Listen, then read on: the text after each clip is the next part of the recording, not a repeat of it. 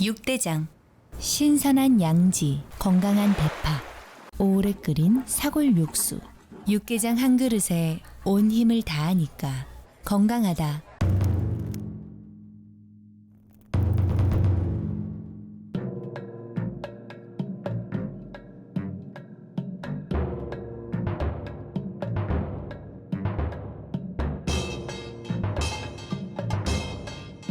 육개장은 육대장. 4월 봄의 화사함과 따뜻함이 늘 깃들기를 바랍니다. 라디오 서울이 함께합니다.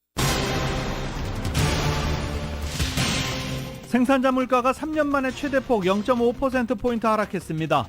미국의 인플레이션 상황 해소에 긍정적인 신호로 해석됩니다. 3월 소비자 물가지수 증가세가 예상보다 둔화된 것으로 나오면서 달러 가치가 하락세를 보이고 있습니다. 연준은 다음 달을 끝으로 기준금리 인상을 마무리할 것이라는 관측도 나오기 시작했습니다. 지난주 신규 실업수당 청구 건수는 23만 9천 건을 집계됐습니다. 지난해 1월 이후 15개월 만에 가장 높은 수준입니다. 커렌 프라이스 LA 시원이 LA 관광업계 종사자들의 최저시급을 2028년까지 $30로 인상하는 법안을 발의했습니다. 코로나 바이러스 비상사태가 공식 종료된 가운데 한인 비즈니스들이 달라진 소비자 패턴을 파악하기 위해 노력하고 있는 것으로 나타났습니다. LA 카운티와 오렌지 카운티 지역에 이번 겨울철에 내린 많은 비로 인해서 최악의 모기 시즌을 맞게 될 것이라는 전망이 나왔습니다. 꽃가루로 인한 알러지 환자도 크게 늘 것으로 우려됩니다. 바이든 대통령은 기밀문건 무더기 유출 사태와 관련해 현재 전면 조사가 진행 중이며 진상 규명에 다가가고 있다고 밝혔습니다. 동맹 국가들을 도청해온 정황이 드러난 가운데 백악관 안보실은 미국의 안보를 위해서는 기존 정보 수집 활동을 계속하겠다고 밝혔습니다. 북미 3국인 미국, 멕시코, 캐나다가 전 세계적 위협으로 부상한 좀비 마약, 펜타닐 억제를 위한 협의체를 구성했습니다. 펜타닐 중독과 사망으로 사회적인 문제가 대두된 가운데 동물 진정제인 자알라진과 이 펜타닐을 섞은 마약도 유통돼 또다시 비상입니다. 퇴출 위기에 몰렸던 전자담배 줄이 4억 6,200만 달러라는 거액의 보상금 지급에 합의해 법적 분쟁을 마무리했습니다. 에마뉴엘 마크롱 프랑스 대통령이 타이완 문제에 있어서 유럽은 미국과 중국 그 어느 쪽도 추종해서는 안 된다는 발언으로 연일 외교가를 달구고 있습니다. 북한이 동해 쪽으로 대륙간 탄도미사일로 추정되는 미사일을 시험 발사했습니다. 이번 달에 북한의 기념일들이 몰려 있어서 북한이 도발 수위를 더 높일 수 있다는 관측입니다. 미국 정부는 북한이 발사한 미사일을 대륙간 탄도미사일로 규정하고 이런 발사가 정세를 불안정하게 한다며 즉각적인 대화에 나서라고 촉구했습니다. 재작년 더불어민주당 전당대회 과정에서 불법 자금이 오간 의혹을 수사하는 검찰이 당시 송영길 캠프에서 조직적으로 돈 봉투를 뿌렸을 가능성에 무게를 두고 있습니다. 국민의힘 김기현 대표가 자신을 두고 전광훈 목사에게 약점이 잡혔느냐는 등의 글을 올린 홍준표 대구시장을 당 상임 고문직에서 해촉했습니다. 이에 홍 시장은 엉뚱한 데 화풀이 한다면서 이번 기회에 전 목사를 위촉하라고 반발했습니다. LA 다저스가 샌프란시스코와의 경기에서 10대5로 승리했습니다. 커쇼가 6이닝 2실점으로 시즌 2승째를 챙겼습니다. LA 엔젤스는 워싱턴에 3대2로 승리했습니다. 챔피언스리그 8강 1차전에 나선 나폴리의 김민재 선수가 경고카드를 받았습니다. 이 경고카드 누적으로 인해 2차전 경기에는 나서지 못하게 됐습니다. 오늘 뉴욕 증시는 어제 소비자 물가에 이어서 오늘 생산자 물가도 하락하고 있음이 확인되면서 상승 출발하고 있습니다. 원달러 환율은 1310.4원으로 마감했습니다. 남가주 오늘 흐리겠고 LA 한인타운 낮 최고 기온은 62도 예상됩니다. 이 시간 주요 뉴스는 하늘위 호텔 세계 최대 항공기 아시아나항공 A380에서 차별화된 서비스를 만나보세요. 고국까지 편안하고 안전하게 모시는 아시아나항공 제공입니다.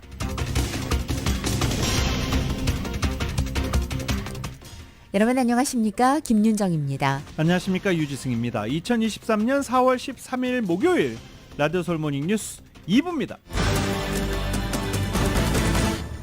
모닝뉴스 2부 첫 소식 경제 뉴스로 시작하겠습니다. 이 생산자 물가가 3년 만에 최대폭으로 하락했다라고 노동부가 오늘 아침 밝혔습니다. 생산자 물가 지수가 전월보다 0.5%포인트 하락했다라고 밝힌 건데요. 2020년 4월 이후 최대폭입니다. 전년 동월과 비교하면 생산자 물가는 지난달 2.7%가 생산자 물가 지수는 증가한 것으로 나타났습니다.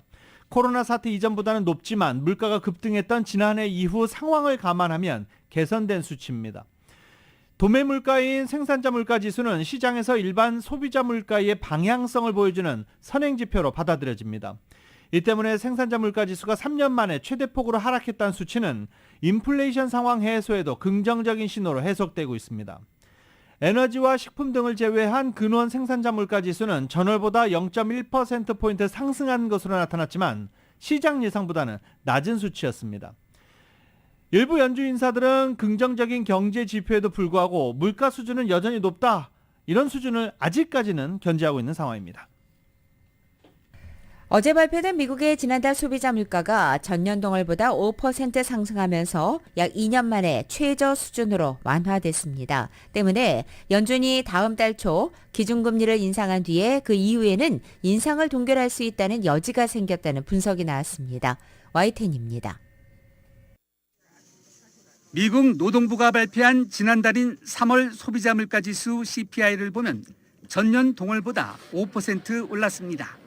이는 시장 예상치보다 낮은 것으로 지난 2월의 6%보다 오름폭을 줄여 지난 2021년 5월 이후 거의 2년 만에 가장 적게 상승한 것입니다. 1년 전에 비해 5% 하락한 휘발유 가격이 물가 상승을 둔화시키는 주요 요인이 된 것으로 분석됩니다.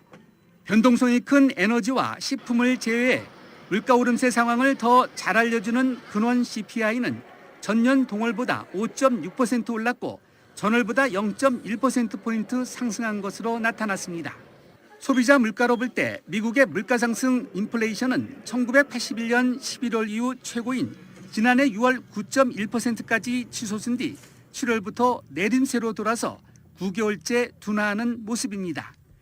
미국의 중앙은행인 연방준비제도 즉 연준의 인플레이션 잡기 총력전의 성과가 나타나고 있는 겁니다.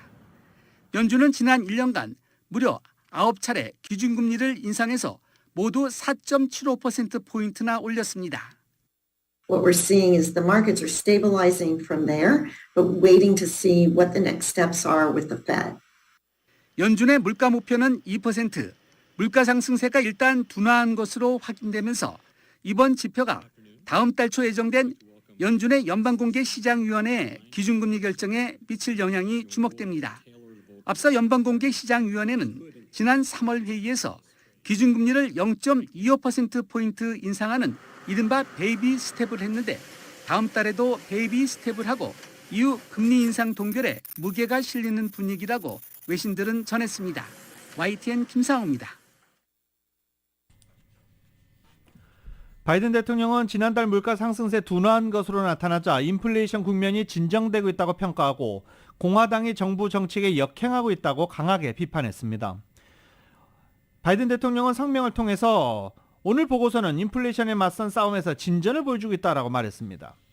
바이든 대통령은 이런 진전은 우리 고용시장이 역사적으로 강력하다는 지난주 소식에 이은 것으로 인플레이션은 지난 여름 정점에서 45%나 하락했다고 언급하고 있습니다. 유가는 지난 여름보다 1.4달러 이상 떨어졌고 식료품 가격은 2020년 9월 이래 처음으로 3월에 하락하고 있다며 최근 몇 달간 중고차, 스마트폰, 기타 전자제품 같은 품목의 가격도 떨어지고 있다고 설명했습니다. 그러면서 인플레이션은 여전히 높지만 이런 진전은 열심히 일하는 미국인들에게 9개월 전보다 더 높은 임금과 함께 더 많은 숨쉴 공간을 제공하고 있다고 설명했습니다. 아울러 경제를 성장시키고 비용을 낮추며 일자리를 창출하고 적자를 줄이기 위한 정책을 통해 이런 진전 구축해야 된다고 말했습니다.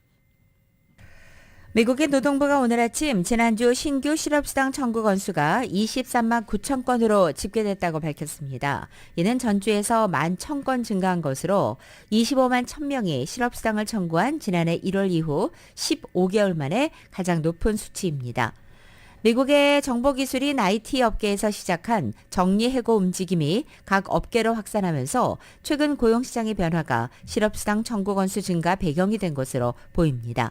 다만 아직 고용시장이 악화됐다고 판단할 수 없다는 것이 전문가들의 지적입니다. 일반적으로 고용시장이 악화됐다고 판단되는 실업수당 청구 건수는 27만 건입니다. 코로나 바이러스로 유행됐던 이 재택근무를 줄이기 위한 유인책으로 미국 기업들이 다양한 방법을 활용하는 가운데 출근과 급여를 연기하겠다는 방식까지 나왔습니다. 월스트리트저널에 따르면 미국에서 직원들의 사무실 출근을 독려하기 위해 재택근무를 고집하는 직원들에게 급여 감면 등 불이익을 주겠다고 말하기 기업이 늘고 있다는 겁니다. 월가 대형 은행과 회사를 고객으로 둔 대형 로펌 데이비 폴크앤워드 LLP 최근 직원들에게 일주일에 최소 3일간 출근하지 않을 경우 상여금을 깎겠다라고 밝혔습니다. JP모건 체이스 운영위원회도 회사 최고 간부인 전무이사들에게 일주일에 5일간 회사에 나오라고 통보하기도 했습니다. 재택과 출근을 병행하는 하이브리드 근무 제도를 이용하는 사원들에게는 일주일에 최소 3일은 회사에 출근하라고 지시하기도 했습니다. 월트 디즈니도 지난 1월 재택근무를 축소하면서 직원들에게 일주일에 최소 4일간 현장 근무를 요청한 바 있습니다. 미국에서 지난달 크레딧 카드와 데빗 카드 지출 증가세가 임금 상승세 둔화와 세금 환급 감소, 또 코로나 팬데믹 지원 종료 등으로 2년새 최저치를 기록했습니다. 뱅크 오브 아메리카 보고서에 따르면 지난달 가구당 카드 지출은 0.1%에 느는 데 그쳐서 2021년 2월 이후 가장 낮은 증가세를 기록했습니다. 이 같은 둔화세는 상품과 서비스 전반에 걸쳐 광범위하게 나타났습니다. 연봉 12만 5천 달러가 넘는 고소득 가계의 세부 급여가 2020년 5월 이후 처음으로 감소한 것으로도 파악됐습니다. 이 같은 급여 감소는 IT와 금융 서비스 업계의 채용 동결과 감원 여파 등으로 분석됩니다. 또 저소득 가계의 경우에는 자녀 세액공제와 확대되었던 푸드 스탬프 프로그램의 만료가 이 재량 지출에 부담으로 작용했을 것으로 해석됩니다. 이 보고서는 경기가 둔화해도 소비자에게 유리한 부분은 아직 신용 가용성 같은 재정적인 완충 장치가 있다는 점이라면서, 하지만 노동시장의 둔화와 임금 상승률 약화 가능성은 향후 몇 달간 소비자 지출을 지속해서 누를 것이라고 내다봤습니다. 백악관 경제정책사령탑인 국가경제위원회의 브레이너드 위원장이 실리콘밸리 은행과 시그니처 은행 붕괴 이후 미국의 은행 시스템은 건전하고 안정적이라고 밝혔습니다. 상황이 안정되고 있다고 여길 만한 충분한 이유가 있다라고 밝힌 브레이너드 위원장은 두 은행 붕괴 후 재정적 압박이 진정되고 있는 것 같다고 언급한 것입니다. 다만 그는 만약 은행이 효과적으로 관리하지 않으면 일부 투자자들이 정말로 더 압박을 가하는 것을 볼 수 있을 것이라고 경고하기도 했습니다. 하지만 현재로서는 예금 인출 사태를 이끄는 그러한 압박은 보지 못했다라고 덧붙였습니다. 주요 7개국 G7의 재무장관과 중앙은행 총재들이 어제 세계의 경제 상황이 생각보다 나쁘지 않다고 평가했습니다. G7의 재무장관과 중앙은행 총재들은 어제 워싱턴 DC에서 국제통화기금 IMF와 세계은행 WB 그리고 경제협력개발기구 OECD와 금융안전위원회 수장들과 회의하면서 그 결과를 공동성명으로 발표한 것입니다. 이들은 최근 세계의 경제 그리고 금융 상황을 논의했고 세계의 경제 성장이 예상보다 강한 회복력을 보였다라고 진단했습니다. 인플레이션 감축법으로 북미산 전기차에 보조급을 지급하고 있는 바이든 행정부가 이번엔 전기차 보급을 크게 늘리기 위해서 배출가스 기준 강화안을 발표했습니다. 10년 뒤에 판매되는 신차 70%를 전기차로 만들겠다는 계획인데 업계에서는 너무 급진적이다, 따라갈 수가 없을 것이다, 이런 평가도 나오고 있습니다. YTN입니다. 최근 뉴욕 오토쇼에서 새로 공개된 신차 두 가지는 모두 전기차였습니다. 신차는 기아 7인승 SUV와 램의 픽업 트럭으로 큰 관심을 모았습니다. Big, bold, and boxy is how we introduced it, and in my opinion, this is the next level. 전기차 구매를 촉진하기 위해 북미산 전기차에 대규모 보조금을 투입한 바이든 행정부가 이번엔 배출가스 기준을 대폭 강화하는 방안을 발표했습니다. 내연기관 자동차 생산을 억제해 전기차 보급을 사실상 강제하겠다는 겁니다. 2032년식 승용차의 이산화탄소 배출 허용량을 지금의 4분의 1로 줄이겠다는 내용이 핵심입니다. I'm pleased to announce that EPA is proposing the strongest ever federal pollution technology standards for both cars and trucks. 미국 환경보호청은 이번 방안으로 2032년에 생산되는 자동차의 67%가 전기차가 되게 만드는 게 목표라고 밝혔습니다. 지난해 미국 전기차 판매율이 5.8%에 불과했다는 점을 감안하면 달성이 가능할지 의문이 들 정도로 파격적인 목표입니다. 불과 2년 전만 해도 바이든 대통령은 2030년까지 전기차 판매율 50%를 목표로 제시했습니다. 미국 자동차 업계에서도 이번 방안이 지나치게 급진적이라는 볼멘 소리가 나오는 가운데 환경보호청은 60일간 의견 수렴을 거칠 계획입니다. 강화된 배출가스 기준안이 확정될 경우 전기차 생산을 위한 설비 투자를 계획보다 더 늘려야 할 것으로 보여 우리 자동차 업체의 부담은 가중될 것으로 전망됩니다. 워싱턴에서 YTN 권준기입니다.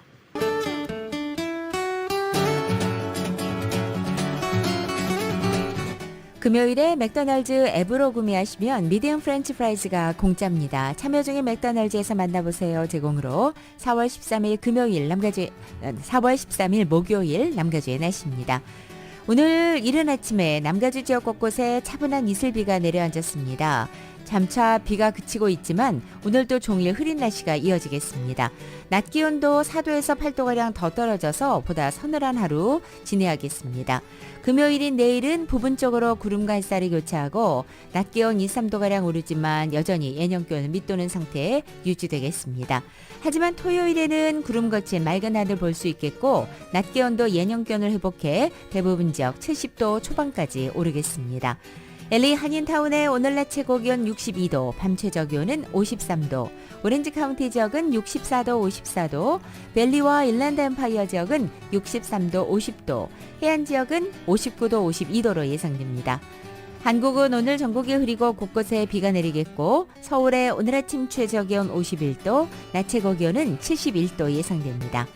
오늘의 날씨는 금요일에 맥도날드 앱으로 구매하시면 미디엄 프렌치 프라이즈가 공짜입니다. 참여 중에 맥도날드에서 만나보세요 제공입니다. 라디오 솔 모닝뉴스 2부 이 시간은 1250만 불 교통사고 최고 보상, 교통사고 전문 천재 변호사 리차드 호프만, 신용의 상징 유한양행 건강식품과 누구나 젊어지는 얼굴 피부과학 셀리온, 메디케어 시니어를 위한 전문 의학가 아주 빠른 한인 최고 최대의 서울 메디칼 그룹, 금요일에 맥도날드 앱으로 구매하시면 미디엄 프렌치 프라이즈가 공짜입니다. 참여 중인 맥도날드에서 만나보세요. 총 20억 달러의 승소, 크고 작은 교통사고와 상해, 브라이언 타필라와 시질러 공동 제공입니다.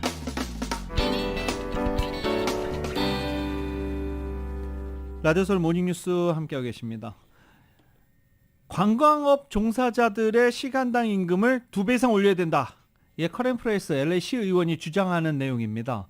어제 관광업계 종사자들의 최저시급을 2028년까지 5년 남았습니다. 30달러까지 인상하자, 이런 법안을 캐런 프라이스 시의원이 어제 선보였습니다. 자세한 소식 김지윤 기자가 보도합니다. 12일 커렌 프라이스 LA 시의원과 LA 호텔, 공항 노동자를 대표하는 노조원 100여 명이 LA시 관광업계 종사자들의 최저시급을 2028년까지 시간당 30달러로 인상하는 법안을 선보였습니다. 법안은 객실이 60개 이상인 LA 시내 호텔에서 근무하는 직원과 LA 국제공항에서 근무하는 청소부와 시큐리티 요원들의 최저시급을 올해 25달러로 인상하고 매년 1달러씩 인상해 2028년까지 30달러로 인상하는 내용을 골자로 하고 있습니다. 이들은 시 검찰로 하여금 관련 임금 인상 조례안 초안을 마련하도록 촉구했습니다. 현재 LA시 최저임금은 16달러 4센트인데 LA시의회가 앞서 통과시킨 조례안에 따라 대형 호텔 직원들에게는 시간당 18달러 이상 최저시급을 지급하도록 되어 있습니다. LA시의 최저임금은 오늘 7월부터는 16달러 78센트로 인상될 예정입니다. 이 법안은 헤더 헛, 마키스 해리스 도슨, 휴고 소토 마티네즈 시의원의 지지를 받고 있습니다. 이들 노조는 노동자들의 처우 개선과 의료 서비스 개선, 생활비 정책 업데이트를 지지하기 위해 캠페인을 벌이고 있습니다.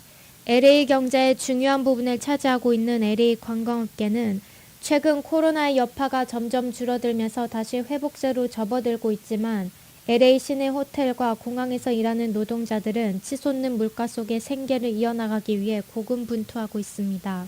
LA 시의회는 캐런 프라이스 시의원이 선보인 임금 인상안을 추후 모임에서 검토할 예정입니다. 라디오 서울 뉴스 김지윤입니다. 캘리포니아주의 전력요금제가 현재 매월 사용량에 따라 부과되는 요금제에서 2025년부터 소득 기준으로 매월 정해진 금액을 납부하는 정액요금제로 전면 개편됩니다. 이 정액요금제로 개편되면 전력요금 인하 효과를 보이는 순기능이 있을 수 있지만 소득정보 획득과 또 확인 과정에서 개인정보 유출 가능성도 제기되고 있어서 전력요금제 전면 개편과 관련해 캘리포니아 주정부의 앞으로의 행보에 주민들의 이목이 쏠리게 됩니다. LA타임즈는 어제 가주 공공유틸리티위원회 CPUC가 전력요금제를 2025년부터 정액요금제로 전면 개편과 관련해 주요 전력공급업체와 또 관련 단체로부터 정액요금제 개선, 제안서 대출을 요구해서 지난 7일 제안서를 모두 취합했다고 보도했습니다. 지난해 여름 캘리포니아 주 의회에서 발의돼 게빈 뉴섬 주지사의 서명으로 발효된 AB 205 법안에 따라 소득 기준에 매월 정액요금제로 전력요금제가 개편되면 남가주 에디슨을 비롯해 샌디에고 가스앤일렉트릭과 퍼시픽 가스앤일렉트릭에서 전력을 공급받는 한인을 포함한 남가주 주민들에겐 큰 영향을 줄 것으로 전망됩니다. 관심은 소득 기준에 따라 정해진 전력요금의 범위입니다. 세 개의 주요 전력 공급 업체들이 CPUC에 제출한 월정액 요금액 제안서에 따르면 4개의 소득 기준으로 인해 전력요금을 달리 부과하는 것으로 나뉘어 있습니다. 한편 CPUC는 취합된 개선 제안서를 검토해서 최종안을 도출해 내년 중반까지 승인 절차를 완료하고 오는 2025년부터는 전면 시행에 들어간다는 계획을 세워놓고 있습니다. 월정액제로 전력요금을 개편하는 데는 그러나 넘어야 할 산들이 있습니다. 먼저 대두되는 것은 소득 정보를 제공하고 증명하는 과정에서 개인정보가 유출될 수 있다는 것입니다. 소득은 민감한 개인정보이기 때문에 전력공급업체들이 난색을 표명하고 있는 부분입니다. CPUC는 가주 세무국과 연방국세청 IRS 같은 세무당국과 협조체계를 구축해 해결한다는 입장입니다. 소득 기준에 따른 월정액 요금제로 고소득자들이 같은 전력을 사용해도 더 많은 전력 요금을 부담한다는 측면에서 역차별이라는 비판도 제기되고 있어서 앞으로 CPUC의 행보에 따라 전력 요금 개편안의 성공 여부가 달려있다는 분석입니다. 고공행진을 하던 계란값이 지난달 11% 가까이 폭락하면서 제자리를 찾았다라는 보도가 나왔습니다. 연방노동부는 지난 1월 최고치를 보였던 계란값이 지난달 전월 대비 10.9% 감소했다고 발표했습니다. 이는 36년간 월간 최고 하락률로 지난 2월에 이어 2개월 연속 하락세인데 계란값이 폭등하자 폭등 이유를 조사하겠다라고 연방정부가 나서자 또 계란값이 이렇게 마침 떨어지고 있는 중입니다. 인과관계가 있을까요? 네. 계란값 LA 한인마켓도 크게 내린 상태입니다. LA 카운티에서 코로나 비상사태가 공식적으로 종료되면서 이 소상공인들이 이 소비자들의 변화 추세에 발맞추기 위해 분주한 모습입니다. 이은 기자가 전해드립니다. LA 카운티에서 코로나 비상사태가 종료된 가운데 LA일원 소규모 한인 자영업자들은 업종에 따라 팬데믹을 이미 딛고 선방하고 있거나 아니면 아직도 어려움을 겪는 등 온도차가 있는 것으로 나타났습니다. 팬데믹을 계기로 주민들의 소비 습관이 달라지면서 타운 소규모 비즈니스들도 소비자들이 변화된 패턴에 발맞춰 적응하는 노력을 기울여야 할 때라고 한인 상공인들은 전했습니다. 알버트 장 LA 한인 상공회의소 회장입니다. 특히 이제 컨슈머에 관련된 컨슈머 컨피던스라든지 아니면 컨슈머 스펜딩 패턴이라든지 이런 것들이 사실 그 코비드 전 피리어드하고 지금은 많이 바뀐 것 같아요. 그래서 특히 스펜딩 패턴 같은 게 많이 바뀌었기 때문에 리테일 비즈니스들은 어떻게 보면 그 패러다임이 변했다고 하죠. 그런 어떤 변해진 패러다임 안에서 이제 비즈니스 모델을 새로 구축해야 되는 것들이 많은 거로 보여지고 있습니다. 이런 상황에서 비즈니스 업소들로서는 다양한 소비자층을 보유하는 것이 절실한 상황으로 이제 한인 비즈니스들이 한인들만으로 소비자층을 국한하지 않고 타인종 커뮤니티 소비자층을 적극적으로 유치하려는 노력을 기울이는 상황이라는 것입니다. 또 리테일 샵 자체가 이제는 물건을 파는 샵의 모습보다는 어떻게 보면 그 애플 스토어처럼 이게 지금 그냥 어떻게 보면 쇼케이스 같이 이렇게 돼 있는 리테일 구조라든지 쇼핑몰이라는 어떤 구조도 마찬가지고 또 어떻게 보면 이제 비즈니스 홈세일 하시는 트레이드 쇼의 개념도 그전하고 많이 달라져가지고 물류, 철강 등의 비즈니스들의 경우 팬데믹 이전 수준까지 비즈니스 영업이 회복된 것으로 나타났습니다. 물류업계의 경우 팬데믹 기간 동안 발생한 물동량 문제가 해소됨에 따라 전반적으로 물류 적체 문제가 해소돼 숨통이 트인 상황입니다. 철강업계도 수출입이 원활해진 상황에서 원활한 비즈니스 운영이 이뤄지고 있다고 합니다. 김무호 대표입니다. 예, 지금은 처음 이제 팬데믹 기간 동안에 물류 문제로 인해서 공급에 어려움이 많고 이발소의 경우 코로나 팬데믹 직후 코로나 방역으로 인해 시니어층 고객들이 확 줄면서 어려움을 겪었지만 최근에는 젊은이들을 고객층으로 유치한 새로운 스타일이 이발소 영업이 유행하면서 젊은 층들을 끌어들이고 있습니다. 기존의 시니어 고객층이 줄어들면서 대신 이발소 컨셉을 바꾸고 젊은 고객층을 타겟으로 하면서 새로 인기몰이를 하고 있는 것입니다. 미용실 측은 그동안 이발소의 남성 고객들의 발길이 뜸해지면서 남자 고객들을 늘리는 반사 효과를 입었는데 최근에는 이발소를 다시 찾는 젊은 층들이 늘어나고 있다고 밝혔습니다. 라디오 서울 뉴스 이은입니다. LA 경찰국이 올 들어 14주 가운데 10주에 걸쳐서 한인타운을 포함한 각 경찰서 관할 지역에서 음주운전, DUI 체크를 했는데 첫 7주간 LA 전역에서 DUI 체포자 수가 700명에 달한 것을 집계됐습니다. 일주일에 100명씩 적발되는 겁니다.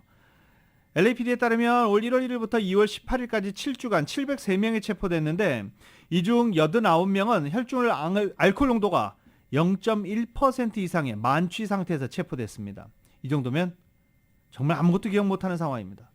이번 주에도 곳곳에 일부 지역에 DUI 검문소가 체크포인트가 설치되거나 음주운전 순찰을 강화한다고 LAPD는 밝혔습니다. LAPD는 DUI가 음주운전만을 의미하지 않고 운전 능력에 영향을 미치는 다양한 처방, 비처방 약물, 마리화나 모두 포함된다고 경고했습니다. 의료용, 오락용 마리화나 사용 자체 일단 합법화하긴 하지만 이를 사용하고 운전하는 것은 여전히 불법이다라고 LAPD는 강력하게 강조했습니다. LAPD는 DUI로 체포돼 기소된 운전자들은 여러 가지 비용 최소 13,500달러 비용이 들어간다. 돈을 생각해서라도 DUI 운전하지 마라 라고 경고하고 DUI에 적발됐을 경우 면허 정지 처분도 받게 된다라고 경고했습니다. 올해 남가주에는 최악의 모기 시즌이 올 것이라는 전망이 나온 가운데 LA와 오렌지 카운티 당국도 경고하고 나섰습니다. 폭우가 내린 남가주 지역에 올 시즌 모기가 창궐할 것으로 예상되기 때문입니다. LA 카운티의 해충 통제국은 고여 있는 물이 적게는 약 티스푼 정도의 작은 양만 되더라도 모기가 번식할 수 있다고 설명하면서 오래된 타이어나 재활용 쓰레기통 같은 어떤 곳에도 고인 물이 근원이 될 수 있다고 강조했습니다. 오렌지 카운티 해충 통제국 관계자들도 예년 이 시기보다 더 많은 모기 유충을 발견한 후 확산을 막기에 이미 조치를 취하고 나섰다고 밝혔습니다. 당국은 특히 관리되지 않는 수영장에서 수백만 마리의 모기 유충이 서식할 수 있다면서 이 물리 녹색으로 변한 수영장을 보면 해충 통제국에 신고해달라고 당부했습니다. 또 남가주에서는 모기 개체 수가 늘어난 것뿐만 아니라 예년보다 훨씬 더 빠른 시기에 모기들이 나타나고 있다는 분석입니다. 지난해 시민들을 향한 LAPD 총격은 감소했지만 사살률은 더 증가한 것으로 나타났다고 LA타임즈가 보도했습니다. LAPD 자료에 따르면 지난 한 해 동안 경찰관들은 시민들을 향해 31차례 총을 발사해 이 가운데 14명이 사망했습니다. 지난해 LAPD가 쏜 총에 맞은 시민 수는 줄어들었지만 사살률은 늘어난 것입니다. 하지만 경찰 총격 역시 30년간 최저치를 기록했던 2019년에 비하면 여전히 증가하고 있다라고 LA타임즈는 지적했습니다. 또 뉴스와 소셜미디어에서 상당한 이목을 끈 경찰의 무력 사용 사건들이 지난해 경찰관들이 대중과 접촉해 문건화된 110만여 건 중 극히 일부에 불과하다라는 지적도 이어갔습니다. 한인 여성이 LA 한인타운 도로에서 운전하다 흑인 남성으로부터 보복운전 폭행인 로드레이즈를 당했습니다. 피해 여성은 특히 당시 차에 타고 있던 딸이 보는 가운데 봉변을 당해 더욱 충격입니다. LAPD에 따르면 지난 7일 오후 5시 41분경 피코 블루버드와 웨스턴 애비뉴 교차로 인근에서 차를 몰던 한인 여성이 뒤에서 오고 있는 모터사이클을 미처 보지 못한 채 차선을 변경하다가 모터사이클을 몰던 흑인 남성과 시비가 붙었습니다. 이후 이 남성은 한인 운전자의 차 앞을 가로막고 차를 발로 차기 시작했으며 차에서 내린 피해 여성은 남성에게 재차 사과했지만 남성으로부터 끝내 주먹질을 당해 얼굴에 상처를 입은 것입니다. 이 같은 로드레이지 폭행 상황은 당시 차 안에 타고 있던 딸이 경찰에 직접 신고한 것으로 전해졌습니다. 경찰은 피해자가 의료 치료는 거부한 상황이라고 밝혔고 경찰은 이번 사건을 폭행으로 분류하고 조사에 나섰습니다. 퇴출 위기에 몰렸던 이 전자담배 줄 한화로 6천억 원, 달러로 4억 6,200만 달러 이런 거액의 보상금 지급에 합의하면서 법적 분쟁을 대부분 마무리했습니다. 줄 제조업체 줄 랩스가 워싱턴 DC, 매사추세츠주 그리고 캘리포니아주 등에 총 4억 6,200만 달러를 지급하는 데 합의했습니다. 줄은 47개 주정부와 아메리카 원주민 부족, 소비자 집단 등이 제기한 소송을 매듭지었고 현재 미네소타주 정부와 소송만 계류 중입니다. 줄랩스 대변인은 이번 합의를 계기로 우리 회사가 직면했던 법적 분쟁들이 대부분 매듭지어졌다고 밝히고 미래에 대한 확실성을 확보했다라고 주장했습니다. 그러면서 줄랩스는 줄 제품의 위법성을 인정하지는 않았습니다.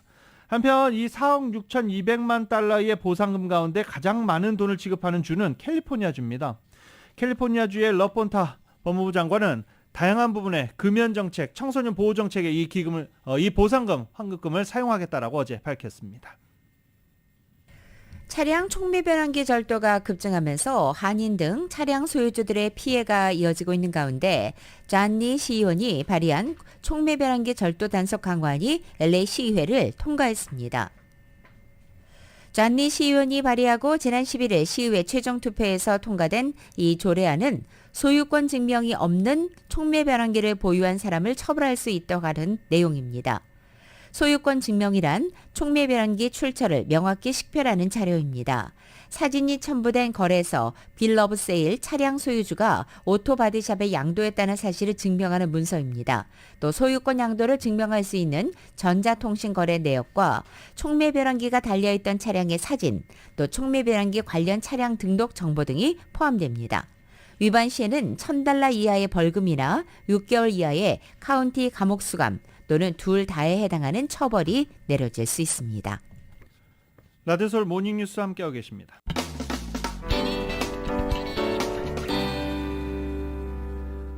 라디오서울 모닝뉴스 함께하고 계십니다. 북한이 동해 쪽으로 대륙간 탄도미사일로 추정되는 미사일을 시험 발사했습니다. 액체 연료를 썼던 기존의 미사일과는 달리 처음으로 연료 주입 과정 없이 바로 쏠 수 있는 고체 연료를 쓴 것으로 지금 해석되고 있습니다. KBS입니다. 올해 들어 9번째, 최근 들어 17일 만에 다시 미사일을 발사한 북한은 이번에도 고각 발사를 택했습니다. 오전 7시 23분 평양 외곽에서 발사된 미사일은 최고 고도가 3,000km 부근이었고 약 1,000km를 비행해 동해상에 떨어졌습니다. 지난달 16일 대륙간 탄도 미사일 발사 때와 비행거리는 비슷했지만 고도는 당시 6,000km보다 크게 낮았습니다. 군 당국이 ICBM 가능성을 포함해 중거리급 이상 미사일이라고 표현한 이유입니다. ICBM과 중거리 미사일은 비행거리 5,500km를 기준으로 구분하는데 이번 미사일은 정상 각도로 발사했을 때 5,000km에서 6,000km가량 비행할 것으로 추정됐습니다. 정상 발사를 했을 경우에 사거리를 추정하게 되는데 그 중거리급 이상으로 이제 저희는 평가하고 있고 이번 미사일이 특히 주목받은 부분은 비행 항적과 발사 당시 화염 형태 분석 결과에서 나왔습니다. 군 관계자는 새로운 형태의 미사일로 추정된다면서 고체 연료를 쓰는 ICBM일 가능성도 있다고 말했습니다. 고체 연료 ICBM 발사였다면 이번이 처음입니다. 북한이 이번 달까지 군사정찰 위성 1호기 준비를 마치겠다고 공언한 만큼 정찰 위성 관련 시험을 진행했을 가능성도 있습니다. 합동참모본부는 탄도미사일 발사가 유엔 안보리 결의를 위반한 것으로 강력히 규탄한다며 즉각 중단하라고 촉구했습니다. 대통령실도 조태용 안보실장 주재로 국가안전보장회의 상임위를 열고 북한이 무모한 핵 위협과 미사일 도발 폭주만을 계속하는 것에 개탄한다고 밝혔습니다. KBS 뉴스 박찬입니다. 미국 정부는 북한이 어제 발사한 미사일을 대륙간 탄도미사일 ICBM으로 규정하고 이런 발사가 정세를 불안정하게 한다면서 즉각적인 대화에 나서라고 촉구했습니다. 백악관 국가안보회의에 에이들리엇 왓슨 대변인은 북한의 ICBM 시험 발사라는 제목의 성명을 내고 미국은 북한의 장거리 탄도미사일 발사를 강력히 규탄한다며 대통령과 국가안보팀은 동맹 그리고 파트너들과 긴밀히 협력해 상황을 평가하고 있다고 말했습니다. 또 이번 발사는 다수의 유엔 안전보장이사회 결의에 대한 뻔뻔한 위반이라며 영내의 안보와 상황을 불안정하게 만드는 긴장과 위험을 불필요하게 고조시킨다고 비판했습니다. 동맹국들을 도청해온 정황이 드러난 데 대해서 미 백악관 안보실에서 입장을 내놨습니다. 미국의 안보를 위해서 기존의 정보 수집 활동 이어가겠다라고 밝힌 겁니다. KBS입니다. 이번에 유출된 문건에는 우크라이나 지원 관련 한국 안보라인 주요 관계자들 간의 대화 등이 담겼습니다. 거짓이라는 정부 해명에도 미국의 동맹국 도감청 의혹은 계속되고 있습니다. 이에 백악관 안보실 당국자는 문건 내용에 대해선 말하지 않겠다 선을 그으면서 동맹국들에게 최선을 다해 설명하고 있다고 말했습니다.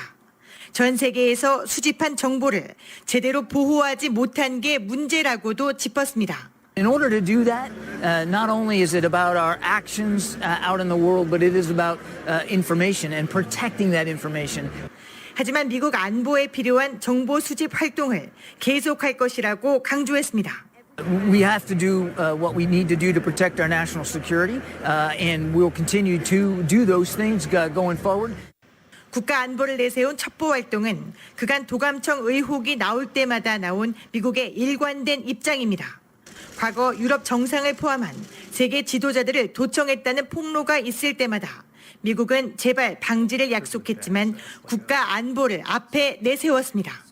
And we don't conduct any foreign intelligence surveillance activities unless there is some very specific and validated national security purpose. 이런 가운데 미국은 문건 관련 수사에도 속도를 내고 있습니다. 미 워싱턴 포스트는 기밀이 최초 유포된 게임 채팅방 디스코드 회원들의 인터뷰를 토대로 용의자는 군부대에서 일하는 20대 초중반 남성이라고 보도했습니다. 지금 워싱턴엔 대통령 국빈 방문 조율을 위해 김태우 국가안보실 차장이 와 있습니다. 동맹국 도감청 문제에 대해 미국과 어떤 대화를 나눴는지 들어봐야 할 문제입니다. 워싱턴에서 KBS 뉴스 김양순입니다. 조 바이든 대통령이 오늘 온라인상의 기밀 문건 유출과 관련해 법무부와 정보당국 등의 전면 조사가 진행되고 있고 우리는 경위 파악에 가까워지고 있다라고 말했습니다. 아일랜드를 방문하고 있는 바이든 대통령은 기밀 문서 유출 관련 조사에 대한 최근의 상황을 밝힐 수 있느냐는 질문을 받고 그럴 수 없다. 나는 아직 답을 모른다며 이같이 밝혔습니다. 이번 사건에 대해 우려하느냐는 질문을 받고는 나는 유출 문서에 대해서 우려하지 않으며 이런 일이 일어난 것에 대해 우려하고 있다고 말했습니다. 유출된 문건의 내용과 관련해서 중대한 결과를 가져올 수 있는 현재 상황은 내가 아는 한 없다고 말했습니다. 바이든 대통령의 이 같은 발언은 기밀 문건이 유출되는 상황 자체는 우려스럽지만 유출된 문건에 최근의 정보가 포함된 것은 아니라는 의미로 풀이됩니다. 바이든 대통령이 기밀 문서 유출과 관련해 입장을 표명한 것은 이번이 처음입니다. 라디오설 모닝뉴스 함께하고 계십니다.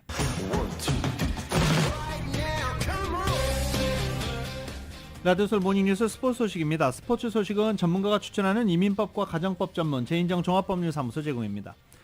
LA 다저스가 어제 샌프란시스코의 경기에서 10대5로 승리했습니다. 이거 보십시오. 이길 때는 또 10점이 나네요. 이 다저스 뭔가 이 들쭉날쭉한 타격 문제 있는 것 같습니다. 이게 지금 시즌 초반이니까 이러지 중반 정도 가면 이런 것들이 발목을 잡을 수도 있습니다. 어제 선발로 나선 클레이튼 커쇼가 6이닝 2실점으로 시즌 2승째를 챙겼습니다. 1회, 2회 계속 실점을 해서 불안했는데 6이닝 2실점까지 커쇼 여전히 커쇼더라고요. LA 엔젤스는 어제 워싱턴 내셔널즈에게 3대2로 승리했습니다. 워싱턴 내셔널즈 이번에 전력이 그렇게 큰 팀이 아니죠. 리빌딩 한다라고 보면 되는데 LA 엔젤스는 이런 팀을 상대로 지금 2연승을 기록하고 있는 중입니다. 자, 지금 메이저리그에서는 가장 큰 관심을 끄는 팀 템파베이입니다. 지금 템파베이가 정규리그 개막 후 12연승을 달리고 있습니다. 만약에 오늘 보스턴 레드삭스와의 경기에서 또 승리하면 개막 후 최다 연속 10기록과 타이를 기록하게 됩니다. 템파베이는 만약에 오늘 승리를 거두면 1982년에 애틀란타 브레이브스, 1987년에 밀워키 브루스가 작성한 개막 최다 연승 13연승과 동률을 기록하게 됩니다. 나폴리의 김민재 선수가 AC 밀란과의 챔피언스리그 8강 1차전에서 팀의 패배를 막지 못했습니다. 김민재는 심판 판정에 불만을 드러내다가 경고를 받아서 8강 2차전에는 출전도 못하게 됐습니다. KBS입니다. 김민재는 AC 밀란의 최전방 공격수 지루를 밀착마크했습니다. 거친 몸싸움으로 지루를 그라운드에 쓰러뜨릴 만큼 1대1 상황에선 철벽 수비를 선보였습니다. 그러나 전반 40분 상대의 역습 한 방에 수비 라인이 무너졌습니다. 김민재와 마주친 레앙이 논스톱 패스로 공을 반대편으로 흘렸고 베나세레가 왼발로 결승골을 넣었습니다. 이후에도 악재는 이어졌습니다. 후반 29분 안기사가 4분 만에 경고를 2번 받으며 퇴장당했고 이어 후반 33분에는 공중볼을 따는 김민재가 심판 판정에 잔뜩 흥분해 거칠게 항의하다 옐로 카드를 받았습니다. 김민재는 누적 경고 3장으로 다음 주 홈에서 열리는 8강 2차전에 출전할 수 없게 됐습니다. 나폴리는 결국 AC 밀란에 1대 0으로 져 홈 2차전에서 2골차 이상으로 이겨야만 4강에 진출할 수 있습니다. 김민재 없이 2차전을 치르게 된 나폴리의 스팔레티 감독은 리그 득점 선두 오시멘의 복귀를 기정사실화했습니다. 전반 21분 카르바알의 패스가 비니시우스를 거쳐 벤제마의 골로 연결됩니다. 후반 아센시오의 추가골까지 더한 레알 마드리드는 첼시를 2대 0으로 완파하고 4강에 한 걸음 더 다가갔습니다. KBS 뉴스 신수빈입니다. 프리미어리그 통산 100호 골이라는 금잡탑을 쌓은 손흥민 선수가 자신이 넣은 100골 가운데 최고의 골을 딱 하나 골랐습니다. 2019년 이 번리전 70m 단독 드리블을 골이었을까요? 아니면 지난 시즌 득점왕을 확정시킨 노리차전 골이었을까요? 이 KBS의 보도로 들어보겠습니다. 팬들이 꼽은 8개의 인상적인 골 앞에서 손흥민은 신중했습니다. 첫 번째 경합은 프리미어리그 데뷔골인 크리스털 팰리스전과 프리미어리그 첫 해트트릭이자 한 경기 4골을 넣었던 사우샘프턴전 골이었습니다. 5 years gap, so if I wouldn't be here, so probably wouldn't happen this. 손흥민 존에서 북런던 라이벌 아스널을 침몰시킨 골과 첼시전에서 수비진을 허물고 왼발로 마무리한 골도 경쟁했습니다. I think I have to pick the Arsenal one because it's like really derby and then. 웨스트햄을 무너뜨린 중거리 슛은 아시아 최초로 푸슈카 시상을 받은 번리전 70m 질주골 앞에서는 길을 펴지 못했습니다. It's just Puskas Awards, so I think, yeah, that goal was something special. I'm still watching it. 마지막 대결은 절친 해리케인의 패스를 받아 만들어낸 프리미어리그 최다 합작골과 아시아 최초 프리미어리그 득점왕에 오른 노리치전 골이 맞붙었습니다. When I score, everyone was jumping around. Everyone was so happy. I think these moments, I will never forget. I think this is my almost favorite moments. 이 치열한 경합들을 거쳐 손흥민이 뽑은 자신의 프리미어리그 최고의 골은 노리치전 골이었습니다. I heard that some Norwich fans were clapping, you know. So really emotional when I'm talking about. 데뷔 8시즌 만에 프리미어리그 통산 100골을 돌파한 손흥민의 질주는 이번 주말 본머스전에서 계속 이어집니다. KBS 뉴스 신수빈입니다. NBA 현재 플레이인 토너먼트 경기 진행 중입니다. LA 레이커스 플레이인 토너먼트에서 가까스로 살아남아서 오는 일요일 첫 경기를 갖게 되죠. 일요일입니다. 일요일 멤피스 그리즐리스와 첫 경기를 갖게 됩니다. 일요일 오후 12시에 멤피스 그리즐리스와 LA 레이커스가 첫 번째 플레이오프 경기를 갖게 되고요. 그리고 오후 5시에는 LA 클리퍼스와 피닉스 선즈 간의 경기가 이어집니다. 벌써부터 빅매치죠. 썬데이에 바로 빅매치가 만들어졌습니다. LA 클리퍼스와 피닉스 선즈. 피닉스 선수도 이번 시즌에 우승을 노리고 있기 때문에 LA 클리퍼스로서는 상당히 어려운 경기가 될 것으로 예상이 되고 있습니다. LA 레이커스는 멤피스 그리즐리스와 경기를 갖게 되는데 멤피스가 좀 우세하다라는 평가를 받고 있죠. 그런 상황입니다. 이런 가운데 지금 플레이인 토너먼트는 계속 진행 중입니다. 플레이인 토너먼트 진행 중인 가운데 어제 오클라호마 시티가 뉴올리언즈를 123대 118로 제압하고 플레이오프 진출을 위한 마지막 관문으로 올라섰습니다. 오클라호마 시티는 홈구장 루이지애나 뉴올리언즈에서 열린 뉴올리언즈 펠리컨스와의 경기에서 123대 118로 승리를 거둔 것입니다.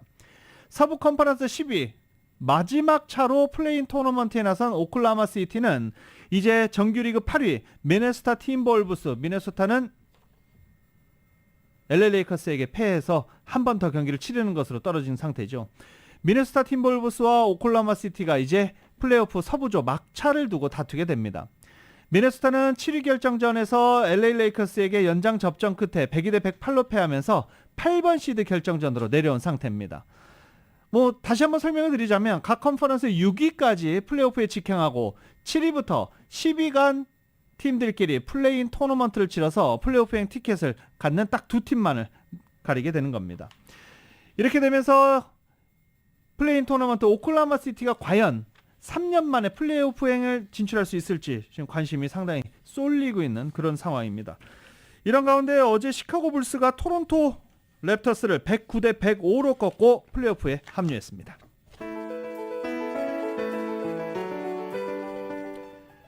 (2023년 4월 13일) 목요일에 전해드린 라디오 서울 모닝뉴스 여기서 마치겠습니다. 지금까지 진행의 유지승, 김윤정이었습니다. 라디오 서울 모닝뉴스 2부 이 시간은 1250만 불, 교통사고 최고 보상, 교통사고 전문 천재 변호사 리차드 호프만, 신용의 상징 유한양행 건강식품과 누구나 젊어지는 얼굴 피부과학 살리온, 메디케어 시니어를 위한 전문의 허가가 아주 빠른 한인 최고 최대의 서울 메디칼 그룹, 금요일에 맥도날드 앱으로 구매하시면 미디엄 프렌치 프라이즈가 공짜입니다. 참여 중인 맥도날드에서 만나보세요.